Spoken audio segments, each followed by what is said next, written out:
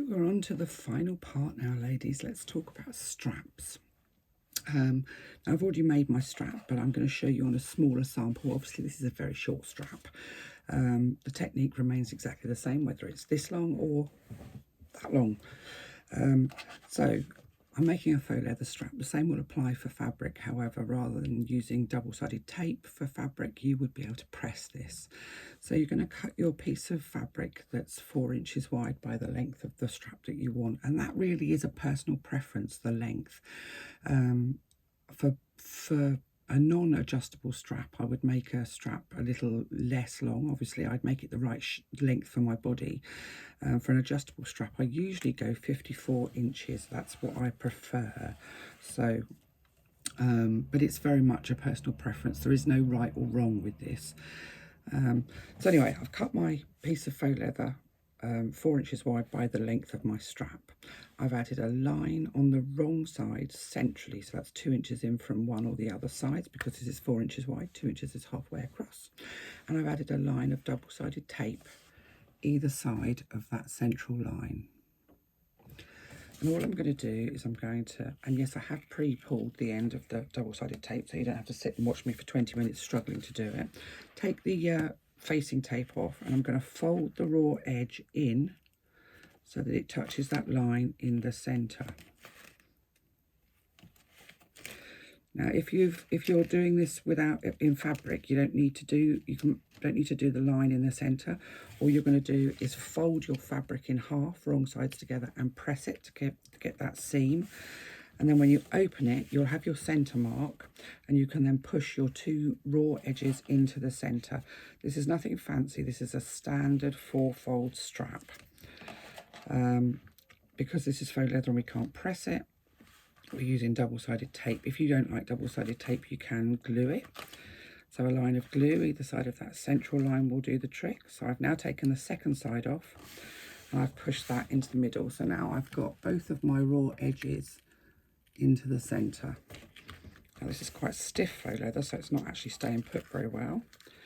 Then you're going to fold in half again, so both of the raw edges are enclosed within that fold. And you're going to use your clips. Both of your folded edges, oops, I've got a bit of thread there, should meet up nicely if you've done your lines and your what have you accurately. So then we end up with this, with the fold on one side. And then all we're going to do is top stitch. Now, a lot of people say that the faux leather straps, let me just swivel you around a little bit, are too thick and can't get them through the tri-glides. Now, I agree. Some tri-glides are not very deep, and it is tough to get the faux leather straps through. Serial bag makers do a tri-glide that's specifically designed for thicker fabrics. However, they are coming from Belgium, so they're a little more, well, they're not actually expensive. The postage is expensive, but I think that's because postage from Belgium is quite expensive. It is actually comparable to Emmeline bags postage, and the quality of her hardware is excellent. So well worth it if you're a person that uses thicker straps a lot of the time. The other thing you can do is, I'm going to top stitch this little mini strap at 1/4 inch down either side. So I'm going to start on one end, and I'm just going to back stitch a stitch or two at the beginning to stop it all unraveling. And I'm top stitching here at 1/4 inch from the folded seam. So this is the side with the fold on it, and this is the side that I always sew first.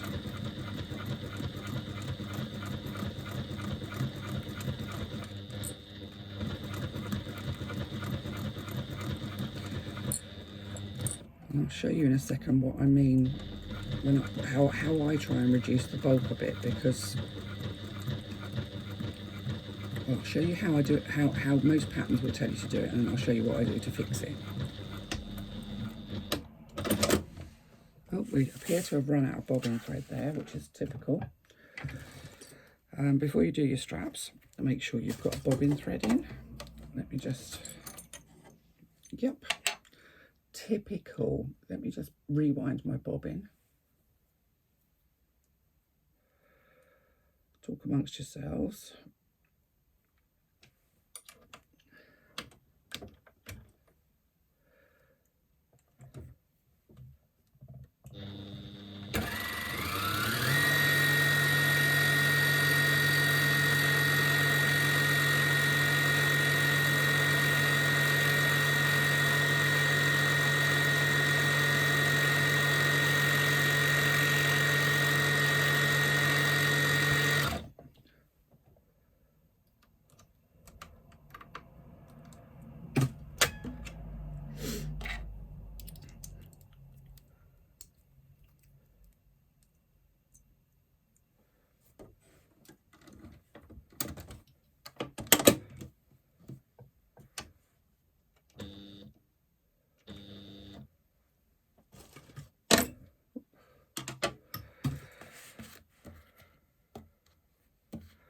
Right, now, if you have this issue and you run out of bobbin thread, let's show you how to fix it.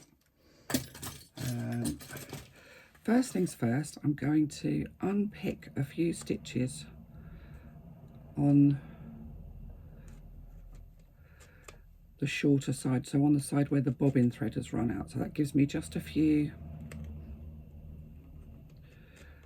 just about an inch or so of thread.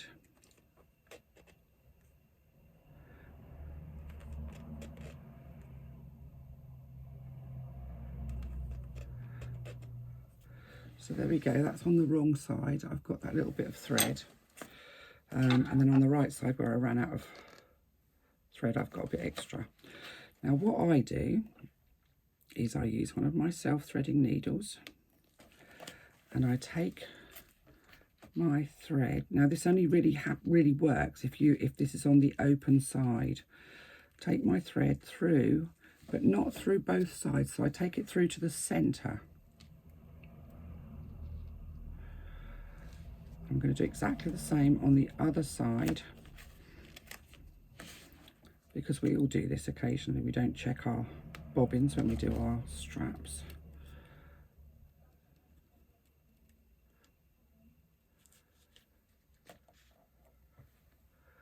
So I've taken it through to the center, and as I've done before many times, I'm just going to tie off those two threads, and they're tied off between the two layers of your strap, so they're not going anywhere and they're not going to be visible. And it is fiddly because we've only got half an inch of, or an inch or so of thread. I'll pull those threads into the center. Now what I'll usually do, just to be on the safe side, is pop just a tiny bit of glue in there to make sure that those stitches don't come adrift. Then when you start your next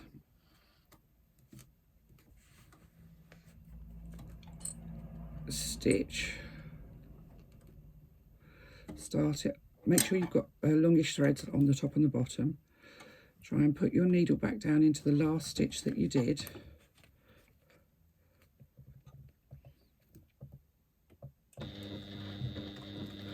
And continue stitching to the end of your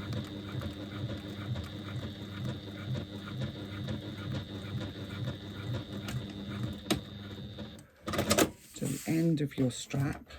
Let me just grab my snips. Get rid of those off the end. So now you've just got a thread on either side. And all I do with this, and it is fiddly, and it is more fiddly with a thicker faux leather than it is with a thinner one, is take that thread in. Now you should still be able to open up this side a little bit. Is take that thread in so that it's between the two layers again. So you can see it's coming out there between the two layers.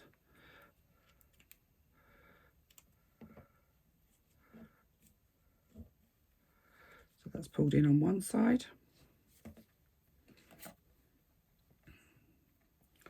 Well, I've got quite a lot of thread there. I don't need as much as that.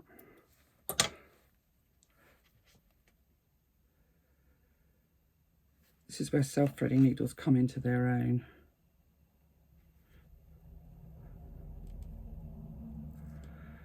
It's pulled in on the other side.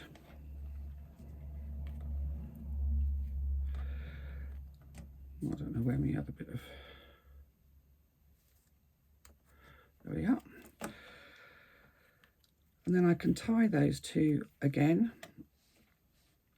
It's quite difficult to get them properly close in. You kind of have to open up the seam where you've just...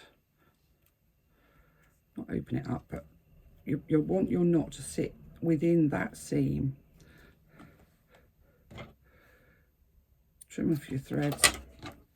Use an awl to just push those threads down within that gap. And again, a tiny, tiny little bit of, if you can open it up, then you can use the nozzle on your glue. If not, then put a little bit on the end of a pin. So a long pin, and just put a little drop of glue on the end and just push it in. You don't want lots of glue in there. It's just enough to keep those threads in place. So I just smooth it with my awl, and you have no sign that you've had a missed stitch, no double stitching on either side. So that's how I would do it. If I were stupid enough, and oh dear, I have been stupid enough on more than one occasion, to not check my bobbin thread before I do my strap. So having done one side, I'm now going to do the other side. Now you'll notice that I'm sewing from the same direction on both sides. So I started at this end on this one, then I'm going to start at this end, the same end on the second side. If you don't, the straps are inclined to warp slightly, especially when they're made of faux leather. So always start at the same end for all of your stitching on your strap.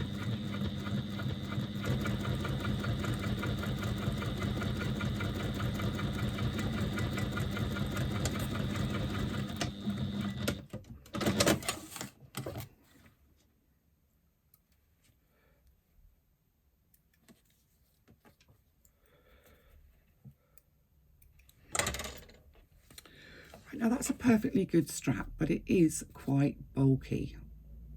So what I'm going to do is I'm going to do a second line of top stitching that sits between the line that I've just done and the outside edge.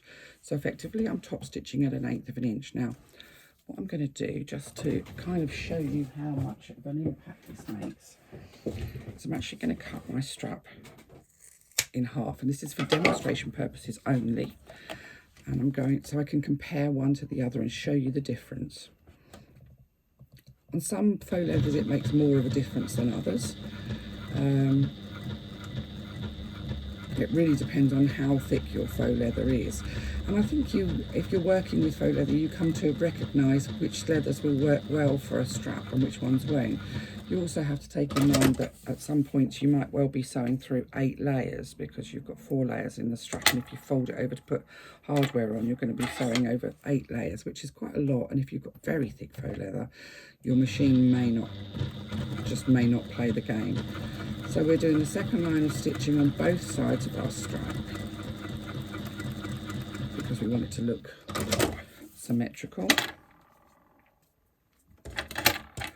Just get rid of the ends. I know this is only a sample, but nonetheless the ends bother me. Now I'm not sure if it's actually noticeable, but it is a lot. This one which I've done 2 layers of stitching is actually quite substantially thinner. You probably can see that. Where the faux leather puckers up or folds over, you get kind of almost like a bubble on there, whereas if you do a second line of stitching, it flattens it down, makes it a lot easier to get through a tri-glide or anything like that. So that's what I usually do to make sure that my straps are nice and narrow, especially if I'm working with thicker faux leather or something like Harris tweed. Harris tweed is notorious for not going through straps. So there we go, that's the strap, and I've already made mine and it's all ready to go. So I'm going to go and find my strap hardware and I'll be back to you and show you how to fit it.